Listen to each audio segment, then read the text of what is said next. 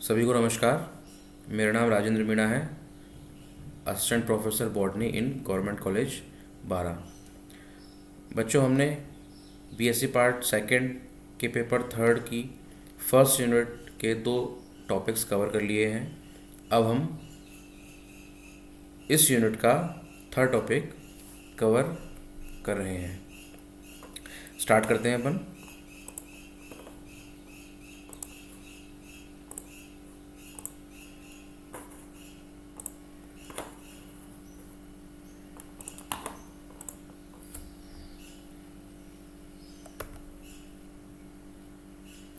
बच्चों, unit first का जो थर्ड टॉपिक है वो है diversity in plant form in annuals, biennials and perennials plant. इसका मतलब कि एक वर्षीय, द्विवर्षीय और बहुवर्षीय पादपों में हम विविधता का अध्ययन करेंगे पुष्पीय पादपों में। ठीक है, पुष्पीय पादपों में या एंजियोस्पर्म में प्लांट फॉर्म किस तरह की पाई जाती है, एक वर्षीय, द्विवर्षीय, बहुवर्षीय। ठीक है, उनका वितरण कैसा होता है, उनकी संरचना, उनका साइज़ क्या होता है, इस तरह की जो डाइवर्सिटी जो पाई जाती है इन पादपों में, उसका अध्ययन हम करेंगे। सबसे पहले देख लेते हैं बच्चों हम size and distribution of angiosperms. इस टॉपिक में हम देखेंगे कि एंजियोस्पर्म जो पादप है, सबसे बड़ा एंजियोस्पर्म पादप कौन सा है, सबसे छोटा कौन सा है, और किस किस वातावरण में वो पाए जाते हैं, उनका डिस्ट्रीब्यूशन किस तरह का होता है। ठीक है, तो पहला पॉइंट है बच्चों इसमें वुल्फिया माइक्रोस्कोपिया। हम बात करें वुल्फिया माइक्रोस्कोपिया तो वो है smallest angiosperm plant with flowers. बच्चों, एग्जाम में ये क्वेश्चन आता रहता है कि बताइए स्मॉलेस्ट एंजियोस्पर्म प्लांट का नाम बताइए, तो उसका नाम है वुल्फिया माइक्रोस्कोपिया। ठीक है बच्चों, ये इसकी साइज़ क्या होती है, 0.1 से 1.00 mm के बीच में इसकी साइज़ होती है। ठीक है, ये तो हो गया सबसे छोटा प्लांट। इसके अलावा सबसे बड़ा एंजियोस्पर्म प्लांट कौन सा होता है बच्चों, वो होता है यूक्लिप्टिस रेगनेंस। ठीक है, longest angiosperm plant with flowers is eucalyptus regnans. उसकी हाइट कितनी होती है बच्चों, 230 से 374 फीट तक इसकी जो हाइट है वो नापी गई है। ठीक है, इसके डायग्राम देख लेते हैं। ये फर्स्ट डायग्राम है बच्चों वुल्फिया माइक्रोस्कोपिया का। अब इसमें आप देख सकते हैं कि एक फिंगर टिप पर कितने सारे ये वुल्फिया जो प्लांट है वो प्रेजेंट है। इतना सूक्ष्म आकार के ये होते हैं। वही दूसरी ओर आप देखेंगे सेकंड डायग्राम जो है यूक्लिप्टिस रेगनेंस का, इसकी जो लंबाई है ये मीटर्स में लगभग 100 मीटर के आसपास की लंबाई है। 100 मीटर को अगर हम फिट में देखें तो 350 फिट के आसपास इनकी लंबाई इस डायग्राम में बताई गई है। ठीक है, इसके अलावा बात करते हैं बच्चों थर्ड पॉइंट का, angiosperm can be xerophytes, mesophytes, halophytes और फ्रेश वाटर लिविंग।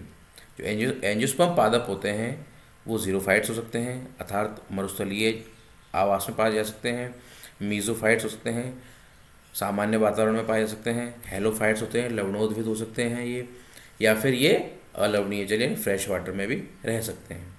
ठीक है, इसके अलावा सेकंड पॉइंट हम देखते हैं mainly terrestrial but also found in marine water, example Zostera species. मतलब ये है कि जो एंजियोस्पर्म प्लांट्स होते हैं वो उनका बहुसंख्यक जो प्लांट्स होते हैं एंजियोस्पर्म वो स्थलीय होते हैं, लेकिन कई प्लांट्स ऐसे भी होते हैं जो समुद्री जल में पाए जाते हैं। उसका उदाहरण क्या है बच्चों, सबसे बेस्ट एग्जाम्पल उसका जोस्टेरा स्पीशीज़। थर्ड डायग्राम है जोस्टेरा मराइना, ये प्लांट का नाम है, ये बच्चों समुद्र में पाया जाता है। तो फर्स्ट स्लाइड है, इसमें हम क्वेश्चन आ सकते हैं छोटे कि बताइए स्मॉलेस्ट एंजियोस्पर्म प्लांट का नाम क्या है, वुल्फिया माइक्रोस्कोपिया। सेकंड है लॉन्गेस्ट एंजियोस्पर्म प्लांट का नाम क्या है, यूक्लिप्टिस रेगनेंस। ठीक है, और पूछ सकते हैं वो कि एक मराइन एंजियोस्पर्म प्लांट का नाम बताइए, तो वो होगा अपना जोस्टेरा मराइना। ठीक है, ये आपको याद रखने हैं, ये डायग्राम्स आपको बेहतर समझने के लिए, ताकि आपको मेमोराइज हो जाए। अब बच्चों नेक्स्ट टॉपिक देखते हैं इसमें nature of life cycle of angiosperm. Angiosperm पादपों में जो जीवन चक्र होता है उसकी क्या प्रकृति होती है उसको हम देखना चाहते हैं। ठीक है बच्चों, तो इस आधार पर ये कई प्रकार के होते हैं। एफिमरल्स प्लांट होते हैं, एनुअल प्लांट्स होते हैं, बाइनियल प्लांट्स होते हैं, पेरेनियल प्लांट्स होते हैं, मोनोकार्पिक प्लांट्स होते हैं, पॉलीकार्पिक प्लांट्स होते हैं। तो वन बाई वन का हम अध्ययन कर लेते हैं। सबसे पहले बच्चों जो है वो है एफिमरल प्लांट। इसका मतलब होता है अल्पकालिक पादप। ऐसे प्लांट जो कि एक ऋतु विशेष के कंप्लीट होने से पहले ही अपना जीवन चक्र समाप्त कर देते हैं, अर्थात ये एक ऋतु से भी कम समय में अपनी कायिक वृद्धि और जनन वृद्धि दोनों संपन्न करके समाप्त हो जाते हैं, अपना जीवन चक्र समाप्त कर लेते हैं। इसका उदाहरण है बच्चों, दो उदाहरण है इसका। एक तो मोलिगो है और एक है एरेबिडोप्सिस। ठीक है, मोलिगो का जीवन चक्र होता है 14-15 दिन के आसपास होता है, जबकि एरेबिडोप्सिस थैलियाना जो है उसका 1 महीने के आसपास जो है जीवन काल होता है। ये आपसे पूछ सकते हैं एग्जाम में कि बताइए 2 अल्पकालिक एंजियोस्पर्म प्लांट्स के नाम आप बताइए, तो आपको ये बताना पड़ेगा। ठीक है, एनुअल प्लांट्स सेकंड हम पढ़ते हैं, एनुअल प्लांट्स। दूसरा है मोस्टली हर्बेसियस प्लांट्स जो है वो एनुअल होते हैं, जैसे कि वीट, मेज, ईटीसी। बच्चों इसका मतलब ये है कि ये प्लांट्स जो है एक ऋतु में, एक विशेष ऋतु में अपना जीवन चक्र जो है कंप्लीट कर लेते हैं। उस ऋतु में के प्रारंभ में ये अपनी कायिक जनन करते हैं और अंतिम जो समय है अपनी ऋतु का, उसमें ये रिप्रोडक्टिव अपना प्रोडक्शन करते हैं और उसके बाद में अपना जीवन समाप्त कर लेते हैं। ठीक है जी। उसके बाद थर्ड बच्चों बायनियल प्लांट्स, द्विवर्षीय पादप। ऐसे प्लांट्स जो कि अपना जीवन चक्र 2 ऋतुओं या 2 सीजन्स में कंप्लीट करते हैं, द्विवर्षीय पादप कहलाते हैं। बच्चों जो पहले सीज़न है उसमें ये अपनी कायिक वृद्धि करते हैं, ठीक है, और जो सेकंड सीज़न में है वो अपनी जनन वृद्धि को कंप्लीट करते हैं। इसका जो उदाहरण है वो रेडिश, कैरेट आदि है। ठीक, इसके अलावा हम बात करते हैं पेरिनियल प्लांट्स, बहुवर्षीय पादप। ऐसे पादप जो कि 2 या 2 से अधिक सालों तक सरवाइव करते हैं, जीवित रहते हैं, बहुवर्षीय पादप कहलाते हैं। ये पादप एक विशेष ऋतु में फ्लावरिंग संपन्न करते हैं। और बच्चों तुम्हें पता ही होगा कि जो बहुवर्षीय पादप होते हैं उनकी जो अधिकांश बहुवर्षीय पादप है उनकी वो उनमें अपने वृक्षीय स्वभाव को ये लोग विकसित कर लेते हैं। ठीक है,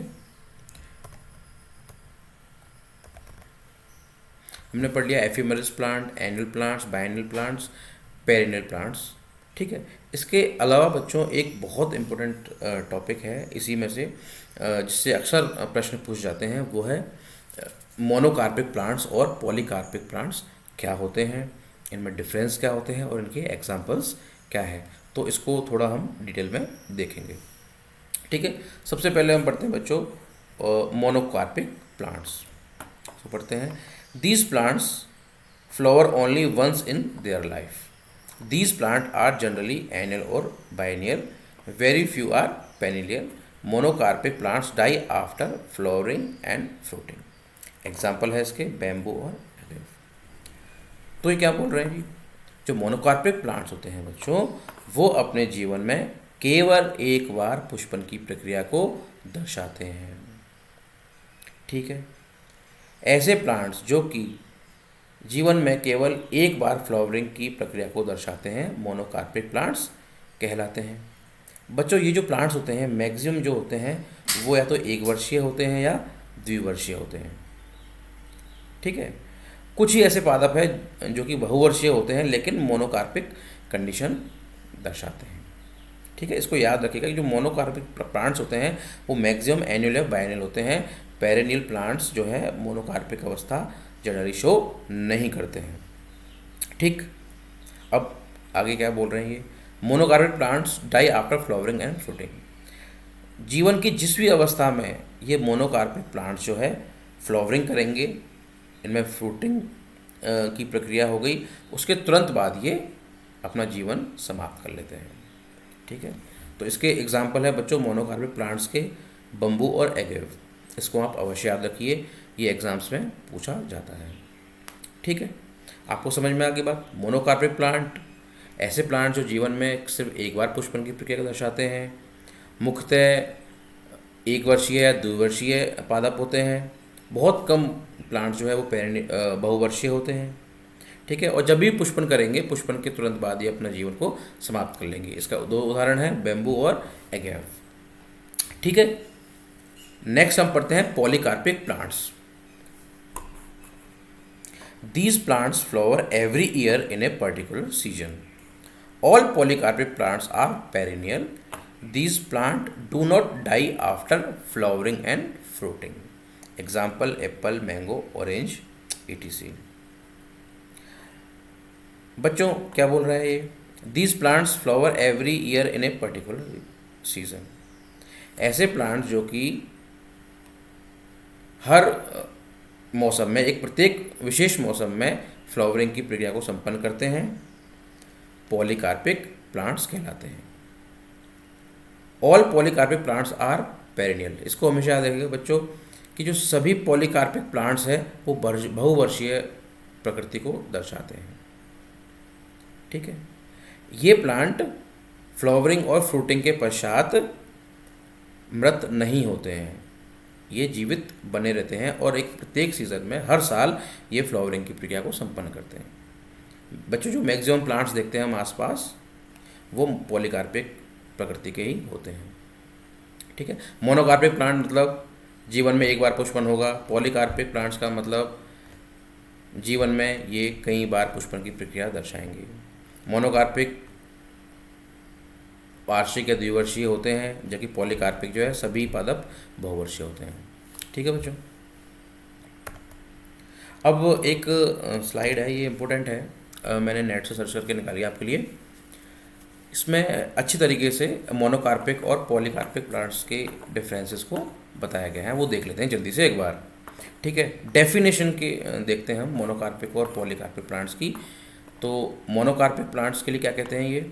Monocarpic plants are a group of flowering plants that produce seeds and flower only once in their lifespan. हम बच्चों जीवन में केवल एक बार जो पुष्पन की प्रक्रिया दर्शाते हैं ऐसे प्लांट्स क्या कहलाते हैं? मोनोकार्पिक। जबकि पॉलीकार्पिक प्लांट्स क्या होते हैं? Polycarpic plants the most diverse group of the flowering plants that produce flowers, seeds and fruits many times. ऐसे प्लांट जो कि फ्लावर, सीड्स और जो फ्रूट्स है अपने जीवन काल में कई बार उत्पन्न करते हैं, दर्शाते हैं, पॉलीकार्पिक प्लांट्स कहलाते हैं। दूसरा पॉइंट है बच्चों इसमें अंतर का, फ्लावरिंग, पुष्पन। तो हमने पढ़ रखा है कि मोनोकार्पिक अपने जीवन काल में सिर्फ एक बार फ्लावरिंग करेंगे, जबकि पॉलीकार्पिक जो है वो प्रोड्यूस फ्लावर्स एवरी ईयर। ठीक, डाइंग आफ्टर फ्लावरिंग, तो हमने पढ़ा है मोनोकार्पिक प्लांट्स जो है फ्लावरिंग के बाद में मृत हो जाते हैं, जबकि पॉलीकार्पिक जो प्लांट्स होते हैं वो फ्लावरिंग के बाद में मृत नहीं होते हैं। एनुअल और पेरिनियल्स अगला पॉइंट जो है, तो हमें पता है कि most monocarpic plants are annuals और बाइनियल्स, जबकि जो पॉलीकार्पिक प्लांट्स होते हैं, most polycarpic plants are perennial. अधिकतर जो पॉलीकार्पिक प्लांट्स होते हैं वो बहुवर्षीय होते हैं, या सभी कह लीजिए आप। सेटिंग फ्रूट्स और सीड्स, तो मोनोकार्पिक प्लांट्स में होगा रिप्रोड्यूस वंस, सीड्स और फ्रूट्स सिर्फ एक बार उत्पन्न होंगे, जबकि जो पॉलीकार्पिक प्लांट्स हैं उनमें मल्टीपल टाइम्स सीड्स और फ्रूट्स का निर्माण किया जाएगा। ठीक है बच्चों, लास्ट इसका है सुटेबिलिटी ऑफ रिप्रोडक्शन। तो मोनोकार्पिक प्लांट्स होते हैं less suited for the environment, क्योंकि इनकी प्रकृति अल्पकाल की होती है, 1 या 2 साल में अपना जीवन समाप्त कर लेते हैं, इसलिए ये लेस सुटेड होते हैं एनवायरनमेंट के हिसाब से। जबकि पॉलीकार्पिक प्लांट्स की हम बात करें तो ये होते हैं best suited for plants in the environment. ठीक है जी, इनके एग्जांपल्स आपने देख चुके हैं। मोनोकार्पिक प्लांट्स का जो उदाहरण है बम्बू है, वीट, रेडिश, कैरेट। जबकि पॉलीकार्पिक जो प्लांट्स होते हैं उनके उदाहरण है एप्पल, मैंगो, ऑरेंज, ETC, एक्स्ट्रास्टार्स। ठीक है, तो इसको आप बच्चों याद कर लेना। ये आपको अगर एग्ज़ाम में आता है कि बताइए मोनोकार्पिक और पॉलीकार्पिक जो प्लांट्स होते हैं उनमें क्या डिफरेंस है, तो अगर आप इस टेबल की फॉर्म में बना के देंगे तो आपको अच्छे मार्क्स मिलेंगे। कंसेप्ट आपको समझ में आ गया होगा। नेक्स्ट चलते हैं। बच्चों अब हम पढ़ेंगे हैबिटेट ऑफ एंजियोस्पर्म। एंजियोस्पर्म पादपों का जो आवास, किन किन स्थानों पर ये पाए जाते हैं एंजियोस्पर्म। ठीक है, एंजियोस्पर्म पादप किन किन आवासों में पाए जाते हैं उसका हम अध्ययन करेंगे। तो बच्चों दो आधारों पर इसका हम अध्ययन करेंगे। पहला जो आधार है वो है on the basis of nutrition. Nutrition के आधार पर जो एंजियोस्पर्म होते हैं वो कहाँ कहाँ पाए जाते हैं। और जो सेकंड है वो है जिसके आधार पर हम अध्ययन करेंगे वो है on the basis of soil water relation. मृदा और जल संबंध के आधार पर हम एंजियोस्पर्म को कितने आवासों के हिसाब से बांट सकते हैं उसका अध्ययन हम करेंगे। पहले हम बात कर लेते हैं बच्चों एंजियोस्पर्म का आवास पोषण के आधार पर। ठीक है, तो बच्चों पोषण के आधार पर एंजियोस्पर्म प्लांट्स को 5 भागों पे आप बांट सकते हैं। ठीक है, पहला है ऑटोट्रॉफ्स, दूसरा है एपीफाइट्स, तीसरा सैप्रोफाइट्स, चौथा है पैरासाइट्स और लास्ट है इंसेक्टिवोरस प्लांट्स। ठीक है बच्चों, अब एक करके हमको इसको समझ लेते हैं। ऑटोट्रॉफ्स पादप क्या होते हैं? स्वपोषी पादप, ऐसे पादप जो कि अपना भोजन स्वयं तैयार करते हैं, स्वयं पोषी पादप कहलाते हैं। ठीक है बच्चों, मोस्ट एंजियोस्पर्म जो पादप होते हैं वो ऑटोट्रॉफ प्रकृति को दर्शाते हैं। सेकंड टाइप का जो हैबिटेट होता है बच्चा वो होता है एपीफाइट्स। तो एपीफाइट्स क्या होते हैं बच्चों? ऐसे प्लांट्स जो किसी दूसरे प्लांट पर उगते हैं उन्हें कहते हैं एपीफाइट्स। इसका बेस्ट एग्जांपल है आर्किड्स। ऐसे प्लांट जो किसी दूसरे जीवित प्लांट पर उगते हैं उन्हें हम कहते हैं क्या? एपीफाइट्स। ठीक है बच्चों, जो तीसरा है वो है सैप्रोफाइट्स, मृतोपजीवी पादप। नाम से पता चल रहा है बच्चों उसका, ऐसे प्लांट्स जो अपने पोषण के लिए मृत कार्बनिक पदार्थों का सहारा लेते हैं या उस पर निर्भर होते हैं उन्हें क्या कहा जाता है? सैप्रोफाइट्स। इसका बेस्ट एग्जांपल है बच्चों मोनोट्रोपा पादप, इसको इंडियन पाइप भी कहा जाता है।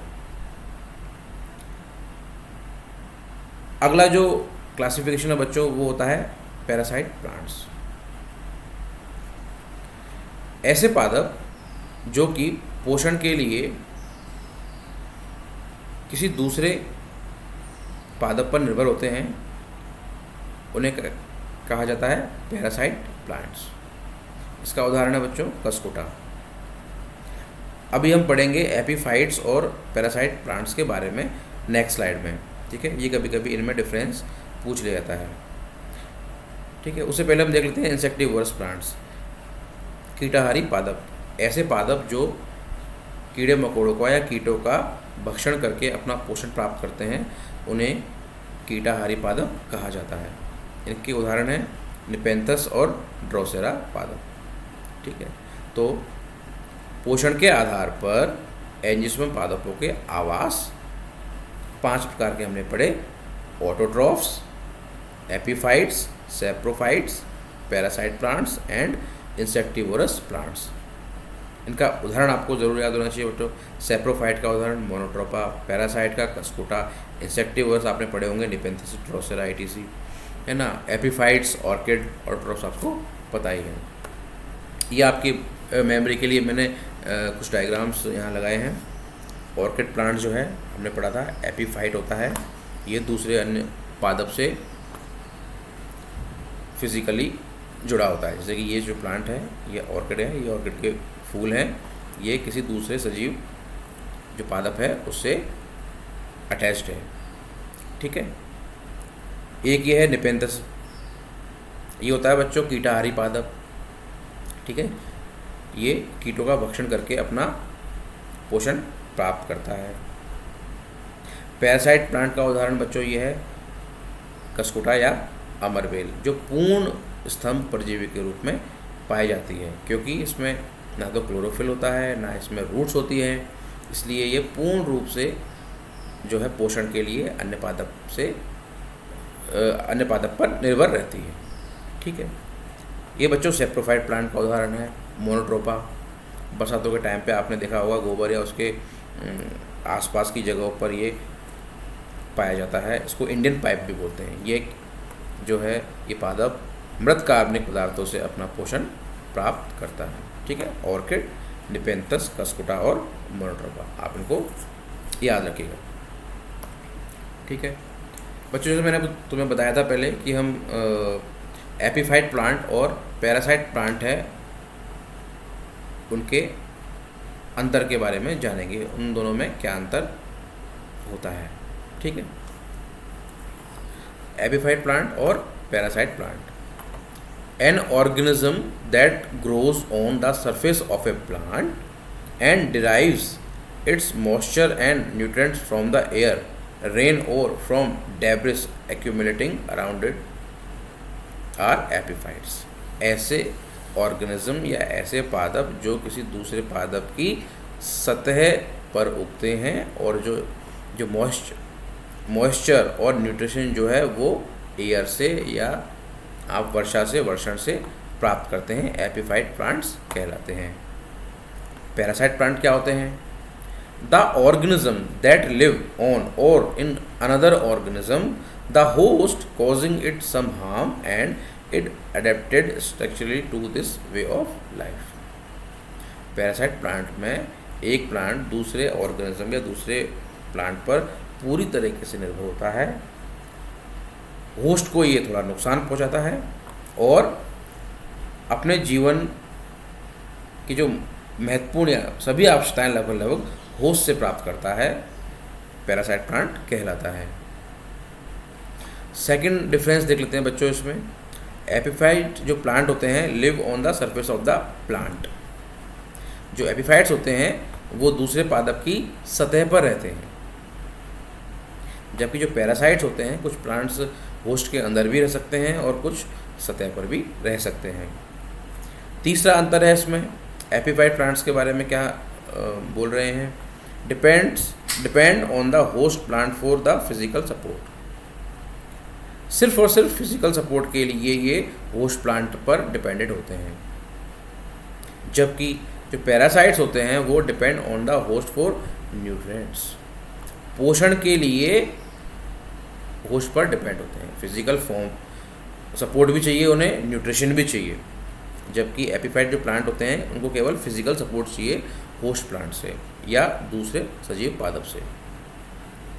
अगला अंतर, जो एपीफाइट्स होते हैं बच्चों वो होस्ट प्लांट को कोई हार्म या कोई नुकसान नहीं पहुंचाते हैं, जबकि जो पैरासाइट प्लांट्स होते हैं वो होस्ट प्लांट्स को नुकसान पहुंचाते हैं और कुछ प्लांट्स तो होस्ट प्लांट में कई प्रकार की बीमारियां भी उत्पन्न कर सकते हैं। एग्जाम्पल्स बच्चों मैंने आपको बताया था, ऑर्किड्स, कैक्टाई, फर्न्स, लाइकेंस, कुछ एल्गी वगैरह जो है वो एपीफाइट्स के उदाहरण हैं, जबकि कस्कुटा जो है वो बेस्ट एग्जाम्पल माना जाता है किसका? पैरासाइट प्लांट का।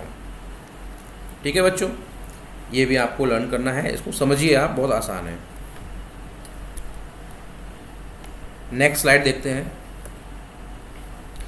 बच्चों। पहले तो हमने पढ़ा न्यूट्रिशन के आधार पर एंजियोस्पर्म पादप किन किन आवासों में पाते हैं वो पढ़ा। अब हम पढ़ेंगे कि सोइल वाटर रिलेशन के आधार पर जो एंजियोस्पर्म पादप है वो कहाँ कहाँ पाए जाते हैं।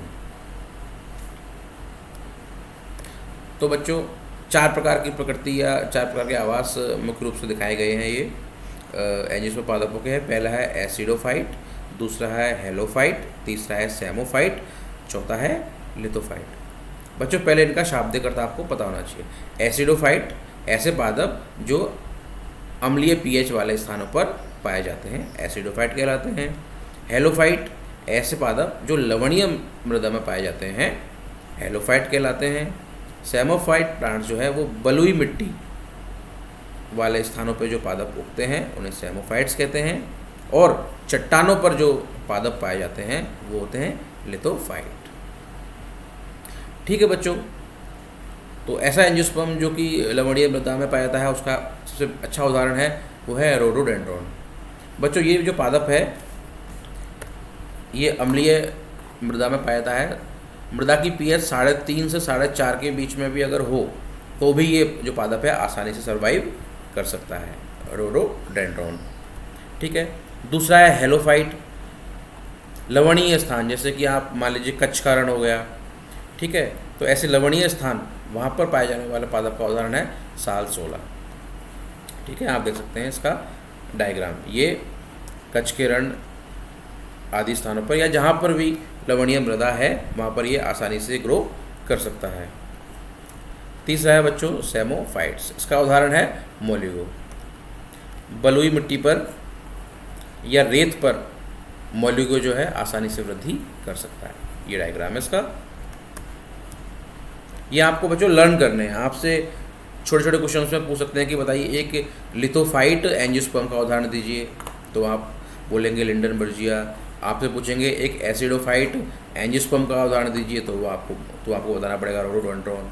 ये आपसे ऑब्जेक्टिव टाइप में भी पूछ सकते हैं और वन लाइन जो आंसर्स होते हैं उनमें भी आपसे पूछा जा सकता है। ठीक है बच्चों, एसिडोफाइट हो गया, हेलोफाइट हो गया, सेमोफाइट हो गया, लास्ट है लिथोफाइट, ऐसे पादप जो कि चट्टानों पर उगता है। इसका उदाहरण है लिंडनबर्जिया। ये पादप जो है लिंडनबर्जिया है, ये किसी चट्टान के सहारे या उस पर उग रहा है। ठीक है बच्चों, एसिडोफाइट, हेलोफाइट, सेमोफाइट और लिथोफाइट, इनके उदाहरण आपको याद रखने चाहिए और आपको याद रखना है। आपसे ये हमेशा पूछ सकते हैं एग्ज़ाम के अंदर कि सेमोफाइट एंजियोस्पर्म का उदाहरण दीजिए। तो ये जो भी पढ़ रहे हैं हम, रोडोडेंड्रॉन हो गया, साल 16 हो गया, मोलिगो हो गया, लिंडनबर्जिया हो गया, ये सभी पादप क्या है? एंजियोस्पर्म। कभी कभी आपसे डायवर्सिटी में यही पूछ सकते हैं कि बताइए साल 16 प्लांट क्या है? एंजियोस्पर्म है, जिम्नोस्पर्म है, एल्गी है, फंजाई है। तो आपको ये याद होना चाहिए।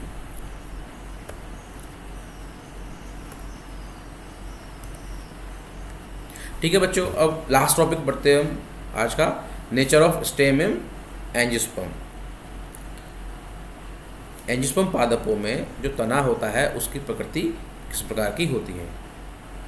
तो बच्चों, यांत्रिक ऊतक की उपस्थिति और अनुपस्थिति के आधार पर जो एंजियोस्पर्म के स्टेम्स हैं उनको हम दो भागों में बांट सकते हैं। पहला है इरेक्ट स्टेम और दूसरा है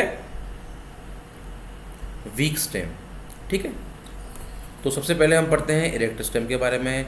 ये बच्चों होता है 4 प्रकार का। इरेक्ट स्टेम जो होता है वो 4 प्रकार का होता है, कॉडेक्स, कल्म, एक्सकरेंट, डेलिक्यूसेंट, 4 प्रकार का हो गया। जो वीक स्टेम होता है वो 3 प्रकार का होता है, ट्रेलर्स, क्रीपर्स और क्लाइंबर्स। ठीक है, तो बारी बारी से हम उनको पढ़ लेते हैं। सबसे पहले पढ़ते हैं बच्चों इरेक्ट फॉर्म में, जिन एंजियोस्पर्म पादपों का तना इरेक्ट होता है उनके विभिन्न उदाहरण। सबसे पहले उसमें होता है कॉडेक्स, इसको बोलते हैं बच्चों पुच्छी प्रकार के तने। तो इन पादपों में क्या होता है बच्चों? अशाखित मुख अक्ष के सिरे पर पर्णों का सघन समूह पाया जाता है।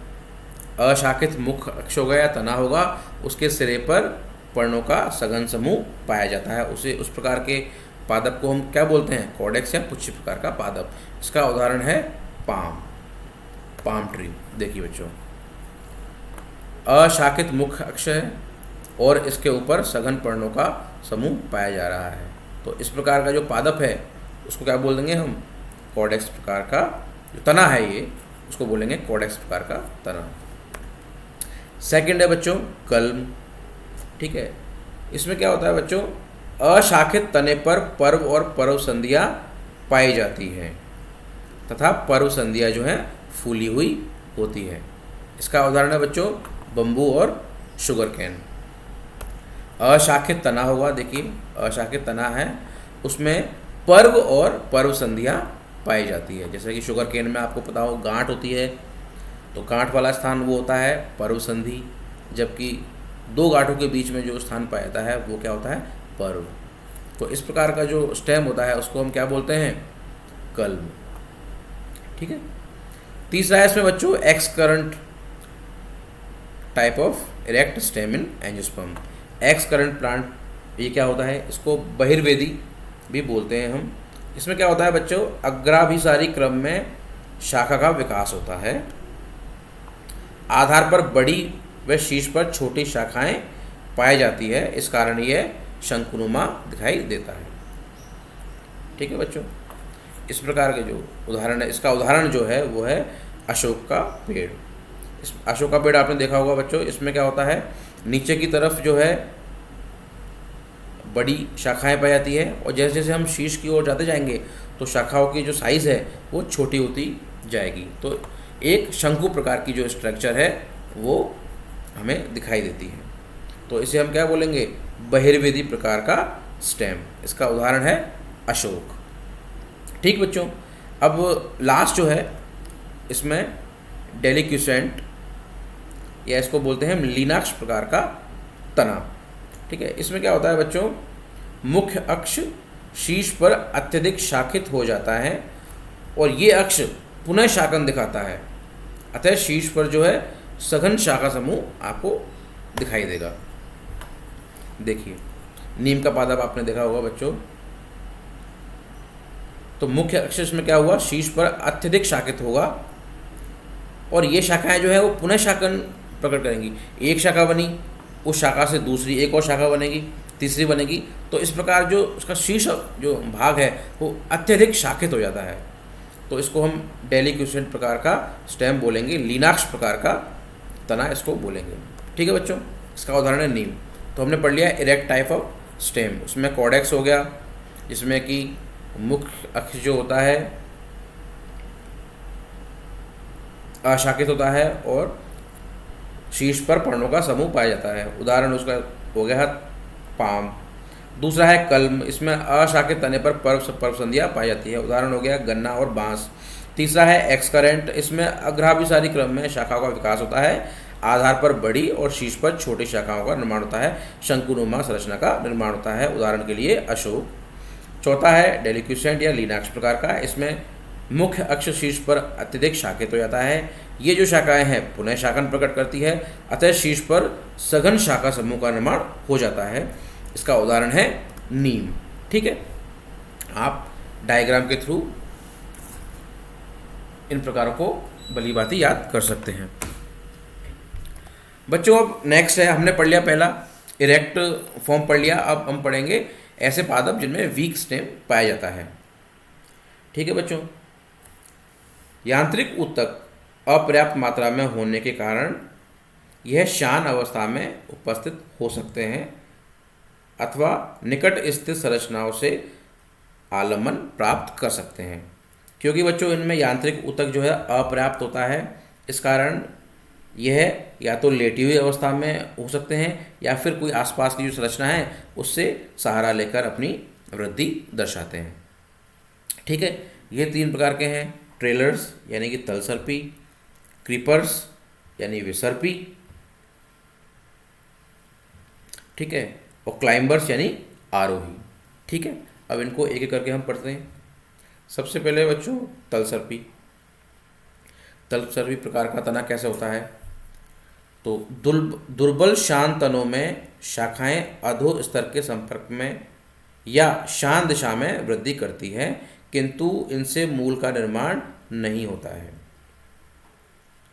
कुछ शाखाएं होती है बच्चों, मैक्सिमम शाखाएं होती हैं वो ज़मीन या अधोस्तर के साथ साथ में गति करती है शयन अवस्था में, लेकिन इन शाखाओं से नीचे की ओर मूल का निर्माण नहीं होता है। तो इसको हम क्या बोलते हैं, ट्रेलर्स। ठीक है, इसका उदाहरण है ट्रिबुलस। ट्रिबुलस प्लांट है बच्चों, ये किसका उदाहरण है, ट्रेलर्स प्रकार के तने का। इसमें दुर्बल शाखाएं होती हैं, वो अधोस्तर के संपर्क में होती हैं और संपर्क में रहते हुए वृद्धि करती हैं, लेकिन इनसे मूल का निर्माण नहीं होगा। जबकि जो दूसरा प्रकार है बच्चों क्रीपर्स, जिसका उदाहरण है स्ट्रॉबेरी प्लांट, उसमें क्या होता है, दुर्बल शांत तने शाखाओं से मूल का निर्माण भी करते हैं, अर्थात ये अधोस्तर के संपर्क में रहेंगे और वृद्धि करेंगे। लेकिन ट्रेलर्स में ऐसा पाया जा रहा था कि मूल का निर्माण नहीं हो रहा था, इसमें मूल का निर्माण होगा और जो तने हैं, दुर्बल शांत तने हैं, वो अधोस्तर में नीचे जाकर मूल का निर्माण करेंगे। इसका उदाहरण है स्ट्रॉबेरी प्लांट। ठीक, तीसरा है बच्चों क्लाइंबर्स प्रकार या आरोही प्रकार। ये क्या होते हैं, वे पादप जो दुर्बल प्रकृति के कारण निकट स्थित संरचनाओं से सहारा प्राप्त करते हैं क्लाइंबर्स कहलाते हैं। क्लाइंबर्स का होते, दोबारा बोलता हूँ बच्चों, वे पादप जो दुर्बल प्रकृति के कारण निकट स्थित संरचनाओं के से सहारा प्राप्त करते हैं क्लाइंबर्स कहलाते हैं। ठीक है, क्लाइंबर्स हो गया। अब बच्चों ये भी दो क्लाइंबर्स भी जो है वो दो प्रकार के हो सकते हैं। एक तो है स्टेम क्लाइंबर और दूसरा है टेंड्रिल क्लाइंबर्स। ठीक है, अब इनको भी हम बारी बारी देख लेते हैं। पहला है स्टेम क्लाइंबर, यानी कि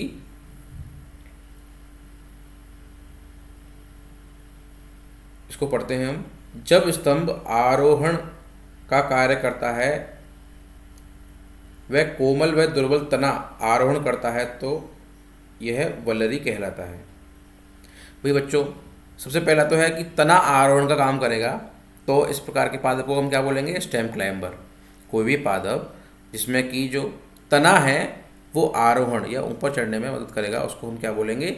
स्टेम क्लाइंबर्स। ठीक है, अब ये भी दो प्रकार का होता है बच्चों। जब कोमल व दुर्बल तना आरोहण का काम करता है, तो ये अवस्था कौन सी कहलाती है?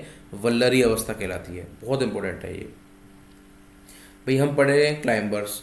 क्लाइंबर्स यानी कि वे पादप जो दुर्बल प्रकृति होने के कारण अपने आसपास स्थित संरचनाओं से आरोहण प्राप्त करते हैं, क्लाइंबर्स कहलाते हैं। दो प्रकार के हो गए ये क्लाइंबर्स, एक हो गया स्टेम क्लाइंबर्स और दूसरा होगा टेंड्रिल क्लाइंबर। स्टेम क्लाइंबर्स में क्या होते हैं? ऐसे पादप जो तने के द्वारा आरोहण करते हैं। जबकि दूसरा क्या है? Tendril climbers.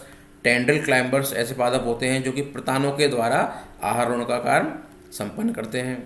अब स्टेम क्लाइंबर्स जो होते हैं बच्चे, वो भी दो प्रकार के होते हैं। भाई स्टेम जो है एक दुर्बल प्रकृति का भी हो सकता है और एक काष्ठीय प्रकृति का भी हो सकता है। तो ऐसे पादप जिनमें कि स्टेम जो है दुर्बल प्रकृति का होता है, फिर भी वो आरोहण का काम करता है, तो उस प्रकार को हम क्या बोलते हैं? ऐसे पादप को हम क्या बोलते हैं? वल्लरी। इसका सबसे महत्वपूर्ण उदाहरण है बच्चों सेम। ठीक है, सेम का जो पौधा होता है वो वल्लरी अवस्था में पाया जाता है। दूसरा हो गया, ये तो हो गया वल्लरी अवस्था में तो जो तना होता है वो क्या होता है? दुर्बल। जबकि अगर कठोर तना आरोहण का काम करे तो उसे क्या बोलते हैं हम? कंठलता। इसका उदाहरण है बोगनविलिया पादप। ठीक है बच्चों, इसको आप याद रखना, ये इंपॉर्टेंट है, एग्जाम में आपसे पूछ सकते हैं। अब सेकंड है टेंड्रिल क्लाइंबर्स। दुर्बल तने में पादप संरचनाएं रूपांतरित होकर प्रतान का निर्माण करते हुए आरोहण को दर्शाते हैं। तो इस प्रकार के पादप कौन से कहलाएंगे? प्रतान आरोही, जैसे कि मटर और स्माइलेक्स वगैरह में हो गया। अब इसमें थोड़ी बहुत डाइवर्सिटी पाई जाती है बच्चों। बिग्नोनिया में शीर्षस्थ हुक यह कार्य करते हैं, जबकि पोथोस में जो मूल है वो आरोहण का काम करती है। ठीक है, तो इसको आप याद रख लेना। ठीक है, तो ये हमने पढ़े अभी क्या? एंजियोस्पर्म में जो तना होता है उसकी प्रकृति के आधार पर ये कितने प्रकार के होते हैं। ठीक है, आपने पढ़ लिया इरेक्ट और वीक हो गए। इरेक्ट में हमने 4 प्रकार पढ़े: कोडेक्स, कल्म, एक्सकरेंट, डेलिक्विसेंट। इनके उदाहरण आपने देख लिए। कोडेक्स में आपको पता है अशाखित तना ऊपर, सघन शाखा समूह। दूसरा है कल्म। कल्म में अशाखित तना लेकिन पर्व और पर्व संध्या स्पष्ट होती हैं। एक्स करंट में शंकु निर्माण संरचना का निर्माण होता है। जबकि डेलिक्विसेंट जैसे नीम है उसमें शाखाओं से शाखाओं और शाखाओं से पुनः शाखाओं का निर्माण होने के कारण जो है बहुत ही सघन संरचना का निर्माण होता है, तो वो है डेलिक्विसेंट या लिनक्स प्रकार। वीक में ट्रेलर्स, क्रीपर्स और क्लाइंबर्स। ट्रेलर्स में जो है अधोस्तर के संपर्क में आकर गति करेंगे लेकिन मूल का निर्माण नहीं होगा। जबकि क्रीपर्स में अधोस्तर के संपर्क में आगे गति करेंगे लेकिन मूल का निर्माण भी, रूट का निर्माण भी होगा। क्लाइंबर्स में जब विभिन्न संरचनाएं जो हैं वो निकट संबंधी जो संरचनाएं हैं उनसे आरोहण में सहायता प्राप्त करती हैं, तो पादप क्लाइंबर्स कहलाते हैं। स्टेम क्लाइंबर्स होते हैं जब पादप जो है क्लाइंबर्स का काम करे तो स्टेम क्लाइंबर हो गया, और जब प्रतान आरोहण में सहायता करे तो टेंड्रिल क्लाइंबर्स हो गए। स्टेम क्लाइंबर्स में भी आपने 2 प्रकार देखे बच्चों, एक तो वल्लरी और एक कंठलता। वल्लरी में आपको याद है कि दुर्बल तना होता है वो आरोहण का काम करता है, जैसे सेम, जबकि कंठलता जैसे बोगनविलिया उसमें जो है काष्ठीय जो तना होता है वो क्लाइंबिंग का काम करता है, तो उसको हम बोलते हैं कंठलता। ठीक है। और टेंड्रल में आपको याद है कि जो प्रतान जो नामक संरचनाएं हैं, अगर वो आरोहण में सहायता करती है तो वो टेंड्रल क्लाइंबर्स पादप कहलाते हैं, उदाहरण बिग्नोनिया आदि। ठीक है बच्चों, ये जो है वीक स्टेम में आपने पढ़े थे ट्राइबुलस, स्ट्रॉबेरीज, बोगनविलिया, सेम जिसमें आपको बताया वल्लरी अवस्था मिलती है, पी इसमें टेंड्रल्स प्रतान होते हैं, हुक नुमा संरचनाएं पाई जाती है, आपने देखी होगी। तो ये सारे वीक स्टेम के उदाहरण हैं। ठीक है बच्चों, एक बार फिर रिवाइज कर लेते हैं इसको।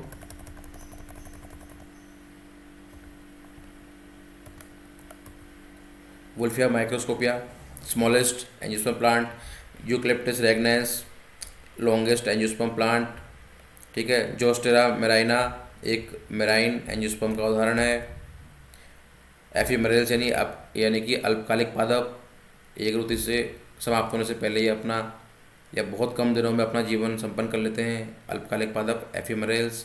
एनुअल पादप जो कि एक ऋतु में अपना जीवन चक्र पूर्ण करते हैं। बायनियल द्विवर्षीय, 2 सीज़न में अपना लाइफ साइकिल कंप्लीट करते हैं। पेरिनियल बहुवर्षीय जो अनेक वर्षों तक जीवित रहते हैं।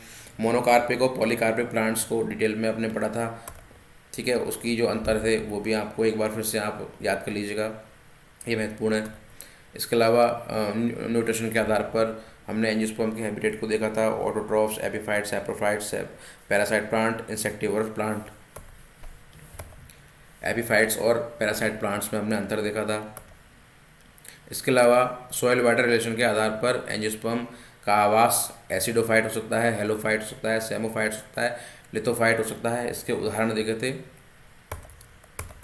इसके बाद में लास्ट में हमने nature of stem in angiosperm नामक टॉपिक पढ़ा। ठीक है बच्चों, इसको 1-2 बार अगर आप वीडियो को देखेंगे तो आपको ये चीज़ें याद हो जाएंगी। बार बार आप रिवाइज करोगे तो बॉटनी में यही है, थोड़ा समझना होता है और थोड़ा याद करना होता है। दोनों को मिक्सचर से आप बॉटनी को अच्छी तरह कंप्लीट कर सकते हैं। ठीक है बच्चों, अगली बार नेक्स्ट टॉपिक पढ़ेंगे, तब तक के लिए थैंक यू।